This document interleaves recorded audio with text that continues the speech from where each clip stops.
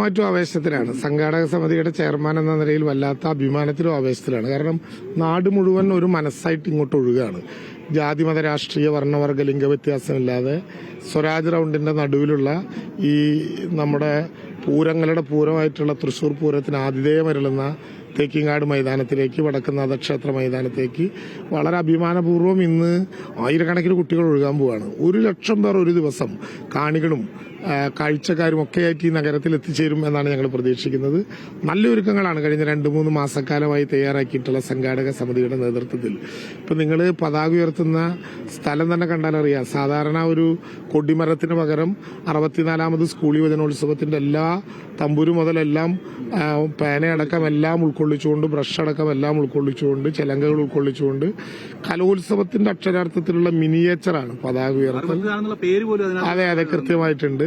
ഇന്നിവിടെ ചെറുശ്ശേരിയും കുട്ടമ്മ അനിയന്മാരും ഒക്കെ നേതൃത്വം നൽകുന്ന പാണ്ടിമേള 100 കലാകാരന്മാരാണ് പങ്കെടുക്കുക. തൃശ്ശൂരിന്റെ തനത് പാണ്ടി അതിഗംഭീരമായിട്ട് ഇവിടെ അവതരിപ്പിക്കും. കുട്ടികൾ അങ്ങനെയാണ് ഞങ്ങൾ സ്വീകരിക്കുന്നത്. കൊടകളുണ്ടാവും കുട്ടികൾക്ക് കാണാൻ വേണ്ടി, 64 കൊടകൾ. ഇന്നലെ പുലിക്കളി ഉണ്ടായിരുന്നു കുട്ടികൾക്ക് കാണാൻ. ഞങ്ങൾ ക്ഷണിച്ചു വരുത്തുമ്പോൾ സ്വീകരിക്കുമ്പോൾ തന്നെ പുലിക്കളിയോടുകൂടി കണ്ടിരുന്നു. പറഞ്ഞൊരു കാര്യമുണ്ട്, അതായത് ഞങ്ങളൊരു തൃശ്ശൂർ പൂരത്തിന്റെ നടുക്കേക്ക് കയറിയ പോലെയാണ്. കാരണം 2 സൈഡിലും കൊടകള്, പുലി, പാണ്ടിമേളം, ഇതെല്ലാം കൂടിയിട്ട് ഒരു തൃശ്ശൂർ പൂരത്തിന്റെ ഒരു വൈബായിരുന്നു. യുവജനോത്സവത്തിൽ തൃശ്ശൂർ സിഗ്നേച്ചർ ഒരു ഒപ്പ് ചേർത്താണെന്ന് വേണേൽ പറയാനില്ല. അർത്ഥമല്ലോ, നമ്മള് ഈ കലോത്സവങ്ങളൊക്കെ മലയാളിക്ക് മഹാപ്രതിഭകളെ സമ്മാനിച്ചിട്ടുള്ളതാണ്. 1ാം കലോത്സവം മുതൽ 57 1ാം കലോത്സവം മുതൽ ഇങ്ങോട്ട് ആരംഭിച്ചാൽ എല്ലാം മലയാളിക്ക് ജീവിതകാലം മുഴുവൻ അതിന്റെ മണിച്ചപ്പിൽ സൂക്ഷിച്ചു വെക്കാൻ പറ്റുന്ന നിരവധികളായിട്ടുള്ള അനുഭവങ്ങളുടെ കേന്ദ്രമായിരുന്നു എല്ലാ സ്കൂൾ കലോത്സവങ്ങളും. ഈ സ്കൂൾ കലോത്സവം അങ്ങനെ ഗംഭീരമാകട്ടെ, പ്രതിഭകൾ വരട്ടെ, അവരുടെ പേരിൽ നാടറിയപ്പെടട്ടെ. പിന്നെ ഇവിടെ നിന്ന് സൂക്ഷിച്ചു വെക്കാൻ എന്തെങ്കിലുമൊക്കെ വേണ്ടേ? കുഞ്ഞുങ്ങൾക്ക് സ്നേഹം, കുഞ്ഞുങ്ങളുടെ ബന്ധം, ഈ ലോകത്തേക്ക് അവർ കിടക്കുകയാണ്. യഥാർത്ഥത്തിൽ ഒരു സ്കൂളിന്റെ മുറ്റത്ത് ഓടിക്കളിച്ചിരുന്ന മക്കൾ ലോകത്തിന്റെ മുറ്റത്ത് ഓടിക്കളിക്കാൻ വരികയാണ്.